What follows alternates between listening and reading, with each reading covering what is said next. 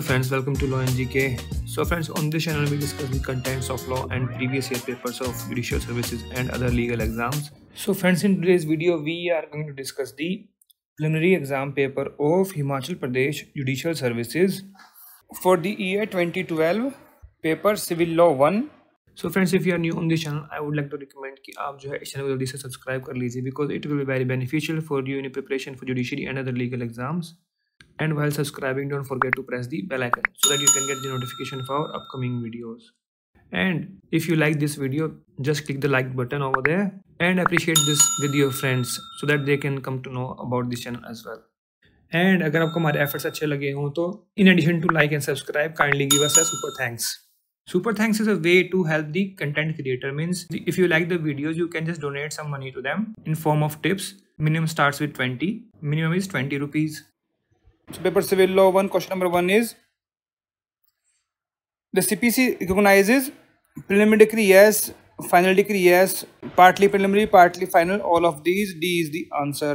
Decree की definition कहाँ पर है? 2 और वहीं पर लिखा हुआ है. It can be preliminary and it can be final. Next is 2. In which of the following suits the CPC provides for passing of preliminary decree? देखिए ये मेंशन किया गया है ऑर्डर 20 में, तो सूट फॉर प्रीएम्पशन में भी है, पोजेशन एंड मीन प्रॉफिट में भी है, एडमिनिस्ट्रेशन सूट में भी है. तो डी इसका आंसर रहेगा ऑल ऑफ द अबव. तो देखिए सूट फॉर प्रीएम्पशन है, ये है rule 14.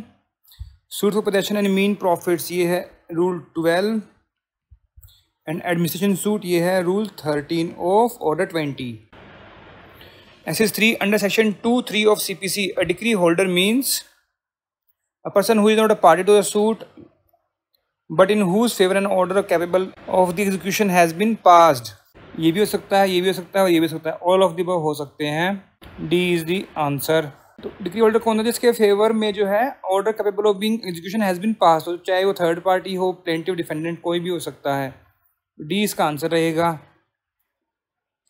This is 4. Under section 2(5) of CPC, 2 conditions must be satisfied to bring a court within the definition of a foreign court. क्या होगा वो? The court must be situated outside India, yes. Not have been established by central government, yes. Must not be continued by central government, yes. So all of the above is the answer. Next is 5. Which of the following is not a legal representative under section 2(12) of CPC? कौन कौन नहीं होते? Executive, administrator ये होते हैं. Official assignee receiver ये नहीं होते. हिंदू को पार्सनर होते हैं, रेजिडेंट लेगेटरीज होते हैं. तो बी इसका आंसर रहेगा. उसके लिए आप डेफिनेशन देख सकते हैं, 2(11) में लिखा हुआ है ये. Next 6. Which provision of CPC defines mean profits? 2(12) obviously 2(11) में अगर एलआर है तो उसके बाद ही है ये. 2(14) में क्या है? ऑर्डर. And what is 2(17)? ये है public officer. Next 7. Under CPC, an adjudication of a court which is not a decree is an order. A is the answer. 2(14) बताया अभी definition 2(14) में है. Next is 8. Which of the following is a basis of the jurisdiction of a court? Subject matter होता है pecuniary, local limits, all of these. D is the answer. Next is 9. Which of the following suit is of a civil nature? देखिए हर बार पूछते हैं, ये repeat question है, बहुत बार पूछा गया है, रिपीटेडली पूछ रहे हैं इसको. तो suit relating to right to property ये है, relating to right to worship ये भी है, डैमेजेस फॉर सिविल लॉ ये भी है. तो ऑल ऑफ द इसका आंसर रहेगा. सेक्शन कौन सा? ये 9 CPC. Next is 10. Which of the following suit is not of civil nature? फिर suit involving principally caste question, तो ये नहीं है. फिर प्योरली रिलीजियस सेरेमनीज ये भी नहीं है. Recovery voluntary payments and offering ये भी नहीं है. तो ऑल ऑफ द इसका आंसर रहेगा. सेक्शन 9 है again.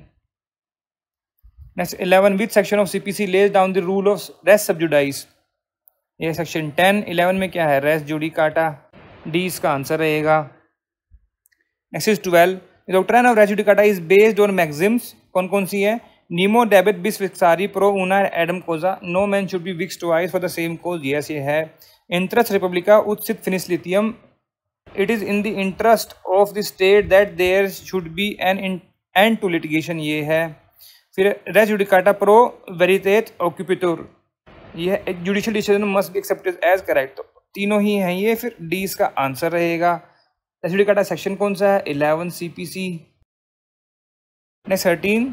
The doctrine of res judicata is based on public policy reflected in ये वाली एंड ये भी है प्राइवेट जस्टिस इफेक्टेड इन, तो दोनों ही हो गई है, सी इज़ द आंसर। वही लीगल मैगजीम्स हैं तीनों ऊपर जो थी है क्वेश्चन 12 में। ऐसी 14 the rule of constructive res judicata is a product of judicial interpretation या फिर expressly provided in CPC in section 11 explanation 4, C is the answer. Next 15 A sues B for rent, B contends that C not A is the landlord। B कहता है कि A landlord नहीं है, C landlord है। A fails to prove and the suit is dismissed। A then sues for declaration of his title to the property। Suit is barred. No, वो different capacity में है, ये डिफरेंट कैपेसिटी में है। वो एज अ टेनेंट लैंडलॉर्ड लेके आया था, यहाँ पर टाइटल के बेस पर लेके आया, तो बार नहीं होगा, यहाँ पर रेस जुडिकाटा नहीं लगेगा। Suit is not bar as a parties, both the suit are not the same, capacity same नहीं है यहाँ पे, तो A is the answer. Next 16 A sues for possession of a math property, मठ होता है ना, as an heir of mahant. The suit is dismissed on the failure to produce succession certificate. A file subsequent suit as a manager of the math, is the suit board now, ये भी नहीं होगा because again capacity दूसरी है, तो will not be barred res judicata, B is the answer. Next 17 A, the tenant files a suit for permanent injunction against B, the landlord, for not being dispossessed except by due process of law, pleading that B is planning to forcibly dispossess him. During the pendency of the above suit, attempt to forcibly dispossess A files another suit for injunction। क्या वो जो second subsequent suit है वो बाहर रहेगा race judicata से, या फिर rule of res judice will apply? तो रेस जुडाइस लग जाएगा, बी इज द आंसर। वो वहीं पर इंटरिम एप्लीकेशन लगा के जो है इंटरिम इंजंक्शन ले सकता है, टेम्परेरी इंजंक्शन मिल जाएगी। Next 18 if the writ petition under 226 in high court is dismissed not on merits, that is dismissed in limine, but because of laches of the parties applying for the writ or because it is held that the party had alternative remedy available to it, then dismissal of writ petition would not constitute a bar to subsequent petition under Article 32. The principle was laid down by the Supreme Court in case of Daryao versus State of UP. A is the answer. Next 19. The rule of constructive res judicata applies to writ proceedings, however does not apply to writ of habeas corpus, A is the answer. और देखिए ये repeat question है, ये 2013 में फिर से पूछा गया था same question. Next 20 a foreign judgment is recognised in India, such recognition is accorded not as an act of courtesy but on consideration of justice, equity and good conscience. This was held in Satya versus Teja Singh, A is the answer. 1975 की judgement है supreme court की ये। Next 21 which section of CPC declares that the court shall presume upon the production of any document purporting to be certified copy of a foreign judgment that such judgment was pronounced by a court of competent jurisdiction unless the contrary appears on the record or is proved। That is section 14। presumption कहाँ है? 14 में shall presume है, B इसका answer रहेगा। और ये कौन सी presumption है? ये rebuttable presumption of law है, ये भी क्वेश्चन आता है। Next 22 mere production of a photostat copy of decree of foreign court is not sufficient, it is required to be certified by a representative of a central government in America, was held by Supreme Court in कौन सा case था ये? Narasimha Rao versus Venkat Lakshmi, A is the answer। Next 23 which section of CPC provides for institution of suits? It is 26, B is the answer। 25 क्या है? Transfer of cases by supreme court. 28 क्या है? Service of summons where defendant reside in another state. And 30 क्या है? Power to order discovery and the like, discovery के लिए है ये।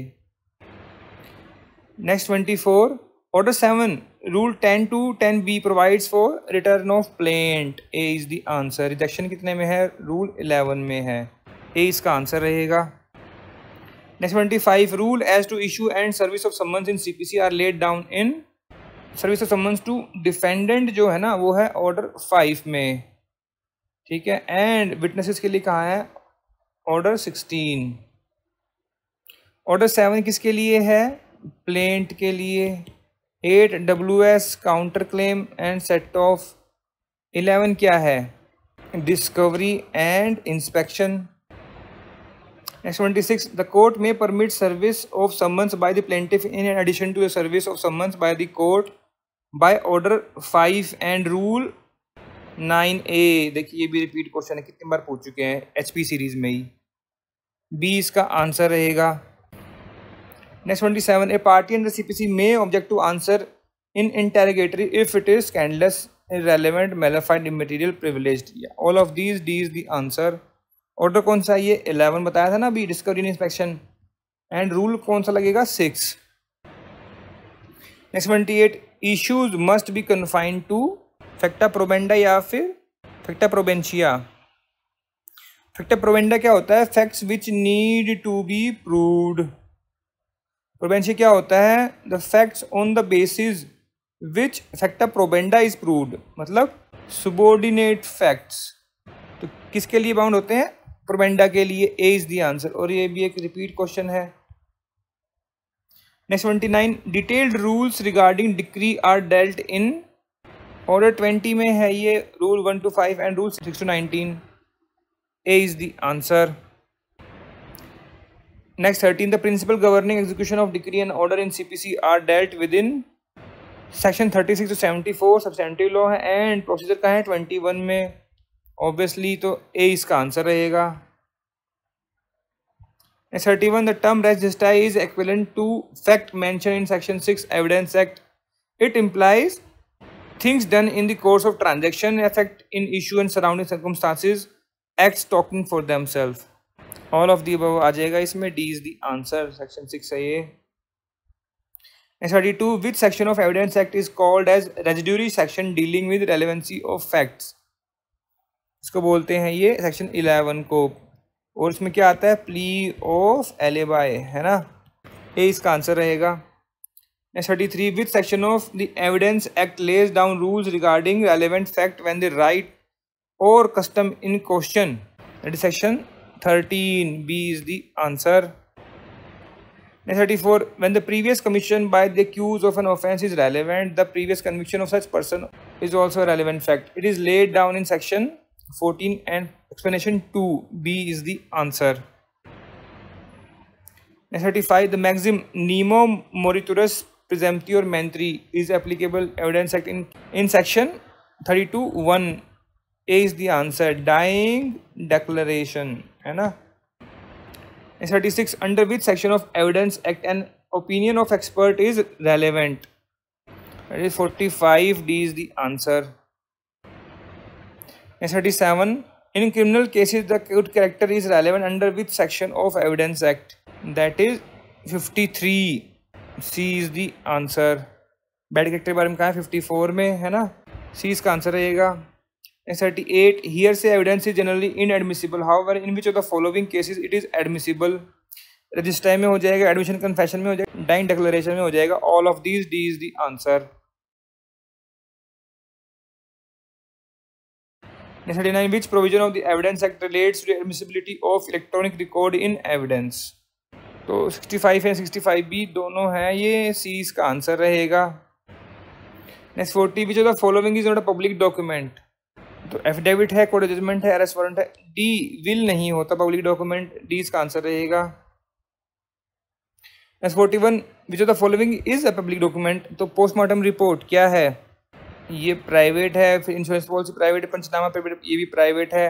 प्राइवेट वक्फ डीड, वक्फ जो होती क्या होती है? वो जो रजिस्टर कराते हैं ना, ये डीड है, तो ये पब्लिक डॉक्यूमेंट हो जाएगा। D is the answer.